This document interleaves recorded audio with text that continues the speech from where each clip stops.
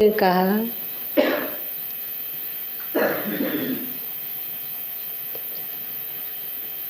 क्या कहा था?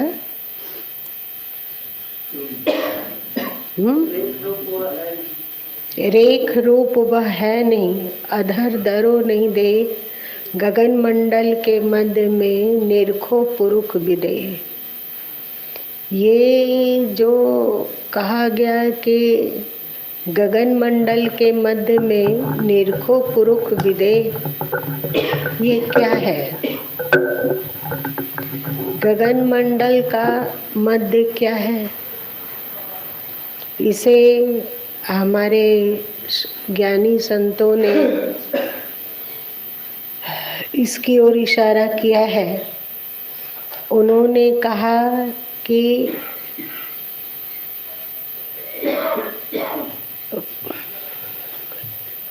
नाभि के नीचे पृथ्वी तत्व प्रमुख है, तदुपरांत नाभि तक के हिस्से में जल का तत्व प्रमुख है। तदुपरांत आप उदर में आ जाओ, उदर में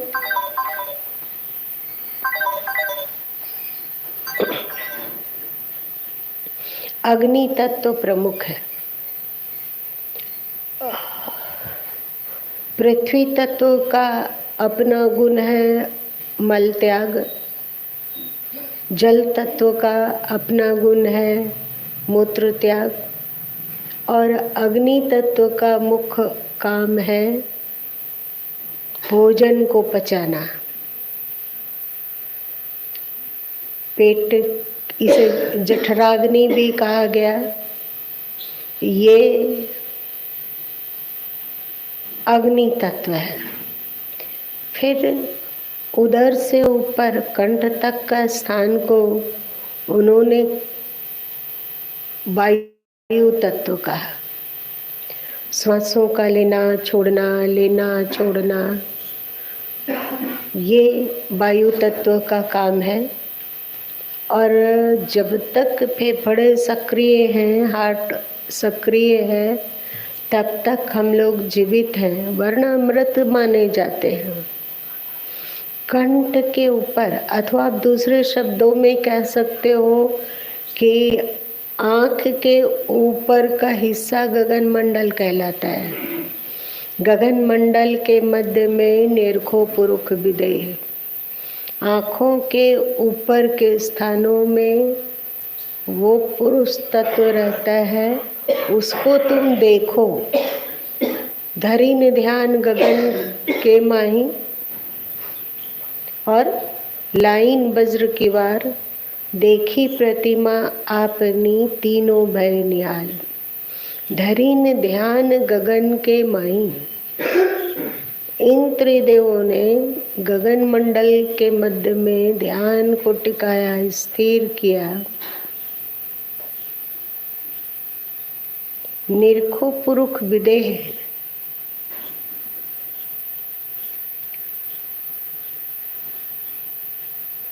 देखी प्रतिमा आपने तीनों भय निहाल।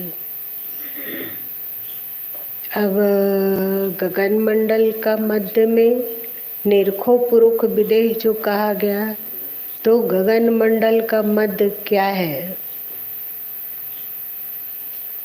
आप लोग सभी जानते हो कि सारे शरीर का संचालन मस्तिष्क से होता है। यदि हार्ट बीट गायब हो जाए पर दिमाग सक्रिय हो, मतलब मस्तिष्क जिंदा हो, तो डॉक्टर उसे मृत नहीं मानते हैं, उसे जीवित मानते हैं। मस्तिष्क के द्वारा ही हम शरीर के विभिन्न अंगों की क्रियाकलापों को जानते हैं। पैर में कांटा चुभना हो, या फिर कोई गर्मी हो, सर्दी हो, ठंड हो, वो मस्तिष्क के तंतुओं के द्वारा ही ग्रहण किया जाता है। तो इसे आकाश तत्व प्रमुखता से कहा गया। अब इसके मध्य में ध्यान लगाना क्या है? आप लोग तो नित्य प्रतिदिन ध्यान का अभ्यास करते हो। जल में मीन प्यासे, उस जल तत्व को कैसे जाना जाए? उसको जानने का उपाय क्या है? मछली जल में है ये तो पता चल रहा है, पर प्यासी मर रही है, उसकी प्यास कैसे मिटे, इसे कैसे जाना जाए? तो सदगुरु कबीर साहब ने कहा, धरी ने ध्यान गगन की।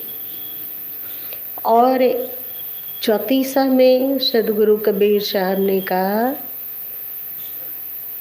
10वें द्वारे लावे तारी, तब दयाल को दर्शन पावे। 10वें द्वार तारी लावे, तब दयाल के दर्शन पावे। 10वें द्वार में ध्यान। ये ध्यान क्या है? ध्यान की परिभाषा क्या है? ध्यान की विधि क्या है? तो लोग ध्यान की अलग अलग विधियां बतलाते हैं। कोई कहता है कि आप प्रकृति में एक तारा देखिए, कोई कहता है कि आप श्वासों को देखिए, कोई कहता है कि गुरु का ध्यान कीजिए, कोई कहता है कि अमुक देवी देवता का ध्यान कीजिए। और आप सभी जानते हैं, क्योंकि आपके यहाँ नित्य प्रतिदिन सत्संग होता है, तो उसके द्वारा सबको ज्ञान है कि शास्त्रों में स्पष्ट शब्दों में कहा गया, गो गो चरमन जहाँ लगी जाई, सो सब माया जानो बाई। और आप शब्द 113 में पाठ करते हो, झूठई जनी पतियाँ हो, सुनो संत सुजाना, घटही में ठकपूर है, मत खो अपाना। झूठे का मंडान है, धरती आसमाना, 10 दिशा वाके फंद है, झूठे का बाना। आप उसको पूरे पद को पढ़ोगे तो जानोगे कि उसमें योग, ध्यान, भक्ति सबको माया में कहा गया, इससे ऊपर उठने को कहा गया। और शास्त्रों में भी आया है, यन मनुते ना मनुते। मन जिसका चिंतन नहीं कर सकता, पर जिसके शक्ति से मन चिंतन करता है, वह ब्रह्म है, न कि तुम जिसकी उपासना करते हो। तो एक इशारा मिलता है कि ध्यान केंद्रित करना है और वो मन से परे है। तो अभी हम लोग जो ध्यान करते हैं, किसी भी तरह का चिंतन अथवा कल्पना, कोई भी चीज की कल्पना जैसे भी हो, चाहे गुरु की कल्पना हो, चाहे प्रकाश की कल्पना हो, चाहे अन्य किसी बात की कल्पना से परे है वो ध्यान। पहले ध्यान को समझना चाहिए कि ध्यान क्या है। ध्यान का मतलब कोई कल्पना नहीं है। ध्यान का मतलब मन में कोई भावना बना लेना और उसे देखते रहना, ये ध्यान नहीं है। ध्यान का मतलब होता है मन से पार चले जाना। मन से पार कैसे चले जाया जाता है? जब इसे सदगुरु कबीर साहब ने कहा कि होई भीस्त जो चित न डुलाना, होई भीस्त जो चित न डुलाना। और एक पद में सदगुरु कबीर साहब कहते हैं कि सहज शून्य मन सुमिरते, प्रकट भई एक जोत, बलिहारी ता पुरुष की निरालम जो होत। मन के पार मतलब कुछ नहीं करना, ध्यान की स्थिति है। कुछ नहीं करना।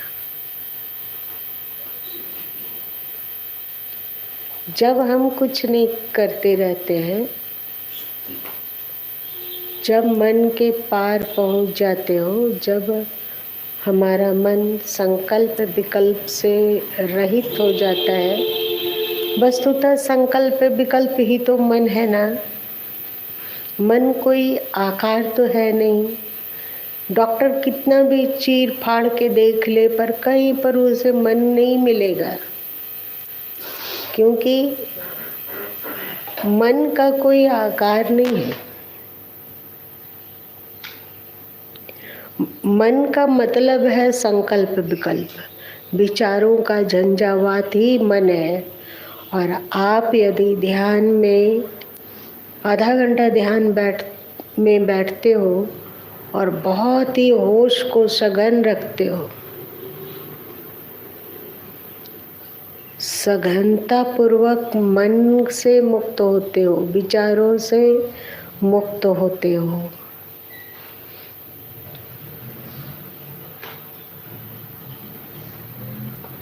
सदगुरु कबीर साहब ने कहा, सूरत बांधे स्थिर करो आठों पहर हजूर। सूरत को बांधकर स्थिर करो। अब ये सूरत क्या है, आप सबों में से कोई बताएंगे?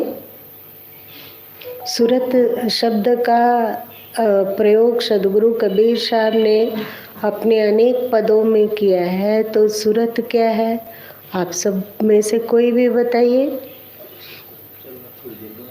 क्या, कौन, आप लोग बताइए। सूरत जो है, हाँ, शरीर में एक चित्त है, जो आत्मा जो है इसमें है, जिसको हम जीव भी कहते हैं। और चित्त जो है जब एकांत हो जाता है, जब एकांत में हम बैठते हैं तो कोई सत्ता महसूस होता है, और वह उस समय महसूस होता है जब मेरे मन में किसी भी तरह का विकार नहीं आता है। हम बहुत विकार या विचार, कोई भी विचार या विकार या कुछ भी दुनिया का, जैसे दो पक्षी डाल पर बैठा है, एक पक्षी जो है वह इधर उधर टहलता है, खाता है, पीता है, कह करता है। दूसरा पक्षी कुछ नहीं बोलता है, अपने ध्यान में वह मस्त है, वह चुपचाप बैठा है और देख रहा है। तो ये जो हुआ, इसी को जो है सो हम चित्त कहते हैं, और वो अपने आत्मा में अस्तित्व हो जाता है। तो जिस समय ये शरीर छूटता है तो ज्ञानियों का शरीर सुख से छूट जाता है। चलिए, बहुत अच्छा, बैठिए। चित्त और आत्मा यही हुआ, उसी से लोग प्रेरित होता है। बैठिए। वासनाओं इधर उधर जो भी होता है वह प्रेरक। जब गुरु माँ आज से 15 साल पहले, 20 साल पहले, 20-25 साल पहले एक बार बहुत अधिक ये उत्सुकता हुई कि अंततः ये सूरत है क्या। बिना जाने, बिना भली बाती समझे सूरत बांधे स्थिर करो, ऐसा कैसे हो सकता है। अब उस समय गुरु माँ के भीतर एक ज्ञान कौंधा था, वो आप लोगों को भी बांटते हैं। अच्छा लगे तो ग्रहण करना, नहीं अच्छा लगे तो छोड़ देना। मन और सूरत लगता है कि दोनों एक है, पर मन का काम है संकल्प विकल्प करना। आप एक पल के लिए संकल्प विकल्प से मुक्त हो सकें तो हो जाइए। कोई संकल्प नहीं, कोई विकल्प नहीं, कोई विचार नहीं, चुप। एक तरफ मन मौन है, पर वहाँ भी कुछ ऐसी चीज है जिसके द्वारा जानना होता है। आपके भीतर, आपके मन में कोई संकल्प विकल्प ना उठे, और आप बिना संकल्प विकल्प के सूर्य की ओर भावना हो गई आपकी, पर वहाँ संकल्प विकल्प नहीं है। फिर भी आप सूर्य को देख पाओगे या नहीं देख पाओगे?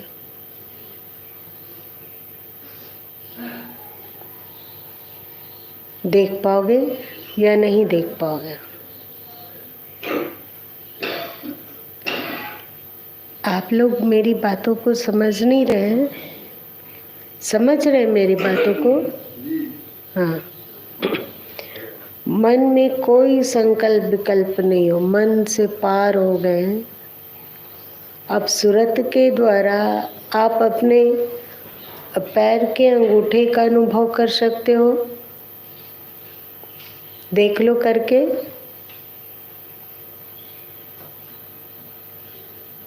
मन चुप है, ना अच्छा संकल्प विकल्प, ना बुरा संकल्प विकल्प, न संसार का संकल्प विकल्प, न अध्यात्म का संकल्प विकल्प, न जीव का संकल्प विकल्प, न आत्मा का संकल्प विकल्प, न ईश्वर का संकल्प विकल्प, कुछ नहीं, मौन।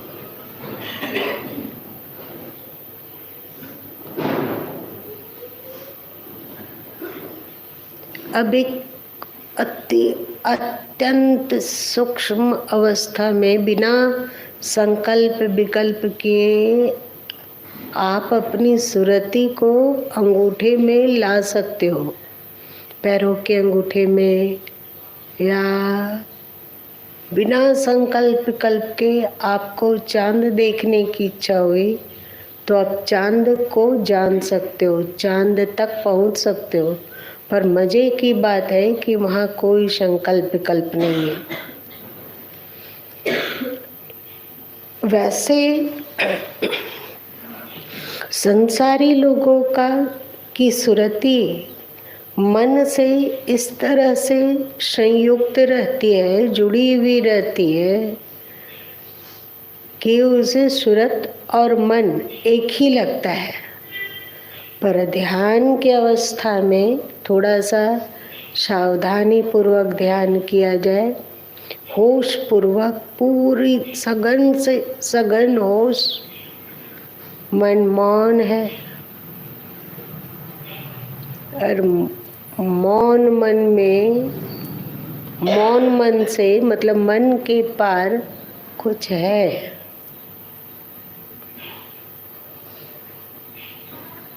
इसी को कहा गया, धरी ने ध्यान गगन के माई, लाई बज्र की वार। धरी ने ध्यान गगन के माई।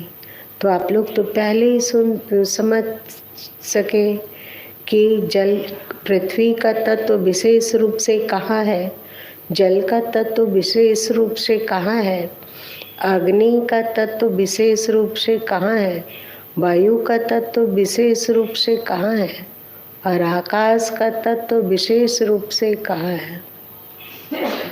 तो अध्यात्म विज्ञानी कहते हैं कि आँखों के ऊपर का हिस्सा आकाश का प्रमुख स्थान है। वैसे पांचों तत्व शरीर के हर हिस्से में है, पर अपने अपने स्थान पे वो तत्व प्रबल है। तो इस सूरत से मतलब बिना संकल्प विकल्प के सबसे पहली बात कि भ्रिकुटी के इर्द गिर्द सूरत को स्थिर करते हैं, बिना कोई संकल्प विकल्प के। इसको आप सुरति को ध्यान भी कह सकते हो। ध्यान मतलब वो ध्यान नहीं जो जिसे कि आप लोग कहते हो कि आंखें बंद हो गई और हम आँख बंद करके श्वास को देख रहे थे। ये भी कीमती है, ये कमजोर नहीं है, कीमती है। श्वासों को देख रहे थे अथवा कल्पना कर रहे थे कि मैं जीव हूँ, मैं शरीर से असंग हूँ, मैं आत्म तत्व हूँ, मुझ में कोई सुख नहीं, मुझ में कोई दुख नहीं, मैं बिल्कुल असंग सत्ता हूँ, मैं शरीर का प्रकाशक हूँ, मैं इसका साक्षी मात्र हूँ, मैं भोक्ता नहीं हूँ, मैं मन नहीं हूँ, मैं बुद्धि नहीं हूँ, मैं प्राण नहीं हूँ, इत्यादि का संकल्प विकल्प। ये संकल्प विकल्प हो रहा है, मतलब अभी हम लोग मन के घेरे में। और जब मौनता निखर होती है, मन चुप हो गया, तब सुरति का भान होता है। और उस सुरति को यदि हम गगन मंडल के मध्य में अवस्थित करके चुपचाप चुप हो गए।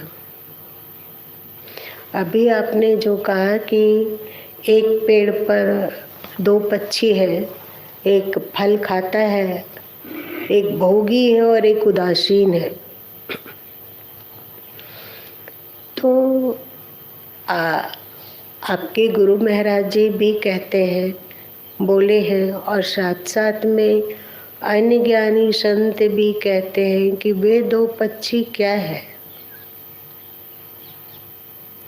एक तो पक्षी है मन, जो कि भोक्ता है, और दूसरी है सुरत। सुरत मन में इस तरह से चिपक गई है कि मन के पंखों पर सवार होकर सुरत विचरण करती रहती है। इसको सदगुरु कबीर साहब ने कहा, सुरति बांधी स्थिर करो। सुरत को बांध के और स्थिर कर लो। मन मौन हो गया और सुरत से भी कुछ भी नहीं कर रहे हैं, बस देख रहे हैं। जब मन मौन हो और सुरति स्थिर हो, इस स्थिति में यदि हम लोग सुबह 5 मिनट, देखिए ध्यान में हम लोग जब बैठते हैं 20 minute, 25 minute, 30 minute, 40 minute, 45 minute, तो ये ध्यान की स्थिति पल 2 पल के लिए भी घटित हो जाए तो ये बहुत कीमती बात है। जब मन मौन रहे, बिल्कुल मौन, कोई संकल्प विकल्प नहीं, और सुरत होशमान रहे, इस स्थिति में यदि ध्यान के लिए आधा घंटा बैठा गया हो और उसमें आप 5 मिनट भी इस स्थिति को में स्थित रह पाते हो, चाहे आपको दोपहर में समय मिलता है तो आप चेयर पर बैठ के भी ध्यान कर सकते हो, कुर्सी में बैठ के ध्यान कर सकते हो। रात्रि में सोते समय जब आप सोने को जाते हो तो गुरु माँ इस समय ध्यान पर बहुत बल देते हैं। वे कहते हैं कि जैसे तू सोता है, करवट से सोता है, पीठ के बल से सोता है, जैसे सोता है, सो गए। अब सुरति को स्थिर करो, सुरत को मन से असंग करने का प्रयत्न करो। संकल्प विकल्प से मौन होकर होश पूर्वक धीरे धीरे धीरे नींद में चले जाओ। ऐसा यदि हम दिन भर में 24 घंटे में इस स्थिति में 5 मिनट, 7 मिनट, 10 मिनट अथवा 5 मिनट भी रह पाते हो तो हम लोग अस्तित्व में जीते हैं। जिस समय इस स्थिति में हम रहते हैं तो उस समय हम आत्म तत्व की ही स्थिति में रहते हैं। और एक बात कि इसी स्थिति को आत्मवादी संत कहते हैं कि आत्म स्थिति है, इसी स्थिति को परमात्मवादी लोग कहते हैं कि परमात्म स्थिति है। मतलब जितनी देर मन मौन रहा और सुरति होशवान रही, उतनी देर तक हम अस्तित्व में रहते हैं। और जो ये कहा गया कि जल में मीन प्यासी मोही, सुनी सुनी आवत आसी, वो वाली स्थिति नहीं रहेगी। फिर हम जल में तो रहेंगे पर साथ साथ में जल तत्व का पान भी कर रहे होंगे, मतलब अपने आत्म मस्ती में रहेंगे। वो जितने देर की स्थिति है बिना मन का हो जाना, उतने देर हम अस्तित्व में रहते हैं। और आप देखो करके, जैसे सुबह सुबह प्रातः प्रातः स्नान किया जाता है तो ताजगी से मन भर जाता है, वैसे ही आप यदि इस ध्यान में पल 2 पल 5 मिनट में रह पाते हो 24 घंटे के अंदर, तो देखना कि आपके भीतर कितनी शांति आती है। और फिर जो मन का स्वभाव है भटकना, कभी किसी के राग में पढ़कर विचलित होता है मन, कभी किसी के द्वेष में पढ़कर विचलित होता है मन, कभी संसार की कामना में, कभी अनुकूलता और प्रतिकूलता के झंझावातों से हम प्रभावित होते हैं। पर जैसे जैसे ये ध्यान आपका प्रगाढ़ होता जाएगा, वैसे वैसे आपको विकारों का समन नहीं करना होगा, ये स्वाभाविक होंगे। काम को हटाने के लिए अलग से प्रयत्न नहीं, क्रोध को हटाने के लिए अलग से प्रयत्न नहीं, ये स्वाभाविक। इसको रामकृष्ण परमहंस जी कहा करते थे कि जैसे लत्ती वाले सब्जियों में, जैसे झींगा है, परोर है अथवा कद्दू है, इस तरह से कोई भी है तो उसके पीछे में बाती होती है और साथ साथ में उसके मुंह पर एक फूल जैसा होता है ना, आप लोग देखे होंगे खेतों में। जैसे जैसे वो बाती मतलब वो सब्जी बढ़ती जाती है, वैसे वैसे वो फूल झड़ता जाता है। और एक उदाहरण रामकृष्ण परमहंस जी दिया करते थे कि मेंढक का जब जन्म होता है तो उसमें एक छोटी सी पूंछ होती है। मेंढक जब जन्म लेता है तो उसकी छोटी सी पूंछ होती है। उस पूंछ को तोड़ने के लिए मेंढक अलग से कुछ काम नहीं करता, उसका शरीर बड़ा होता जाता है और उसकी पूंछ गायब होती जाती है। फिर मेंढक बिना पूंछ का हो जाता है। उसी तरह हम लोग इस ध्यान की क्रिया में उतर पाते हो तो स्वाभाविक ही जो पूंछ तुल्य हम लोगों में लगा हुआ है, सट विकारों की पूंछ अथवा सांसारिकता की पूंछ अथवा राग और द्वेष की पूंछ, मेरा और तेरा की पूंछ, अथवा ये मैं हूँ ये तू है, मैं सही तू गलत, तू सही मैं गलत, ये सब खो जाता है। अध्यात्म भी खो जाता है और संसार भी खो जाता है। और बचता क्या है? एकमात्र अस्तित्व। इसी को आप देखोगे 113 शब्द में पूरा पढ़ोगे तो सदगुरु कबीर साहब ने कहा कि नौधा वेद किताब है झूठे का बाना, काऊ को शब्द ही फुरे काऊ करा माती, मान बढ़ाई ले रहे हिंदू तू जाति। वहाँ पर उन्होंने कहा योग ध्यान सबको मायामय कह दिया। वो कौन सी स्थिति है?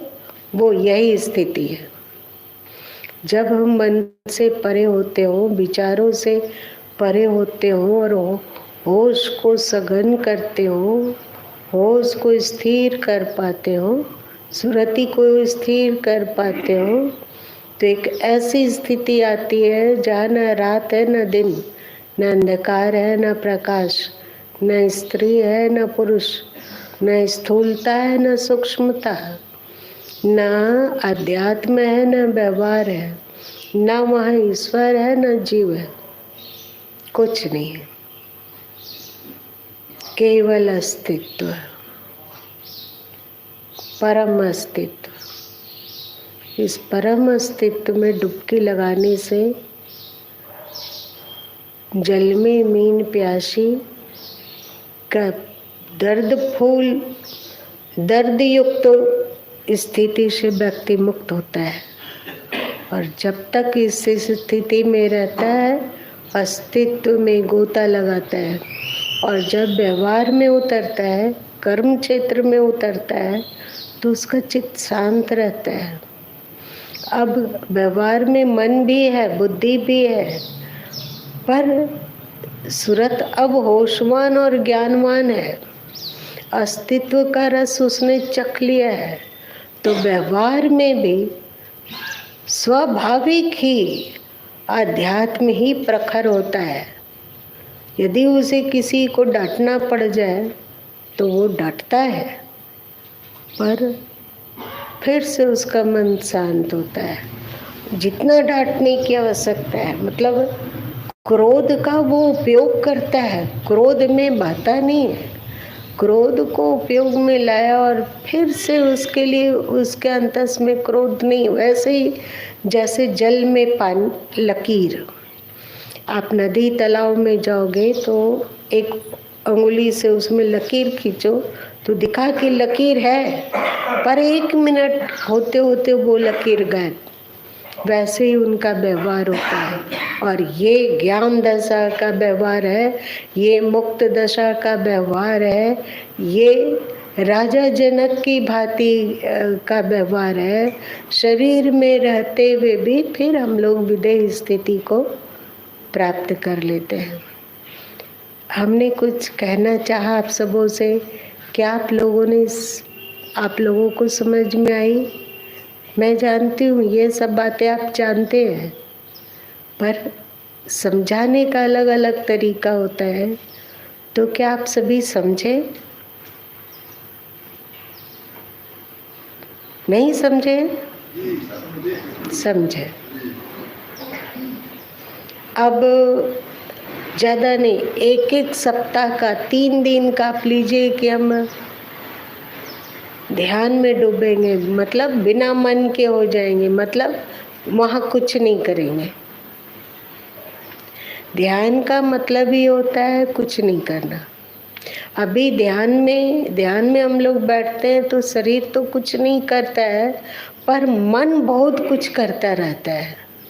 जब कोई कुछ नहीं कर रहा हो, ना मन, ना बुद्धि, न इंद्रिय, न शरीर, शांत चुप, और उससे परे मेरा मैं, अथवा उसे अस्तित्व कह लो, अथवा उसे ईश्वर कह लो, जो मर्जी सो कहो।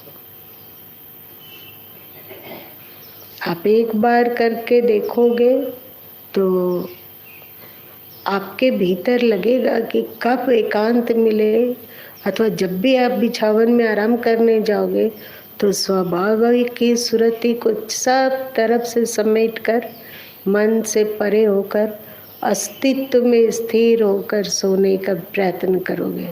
फिर देखना कि अध्यात्म में क्या आनंद है, कितनी शांति है।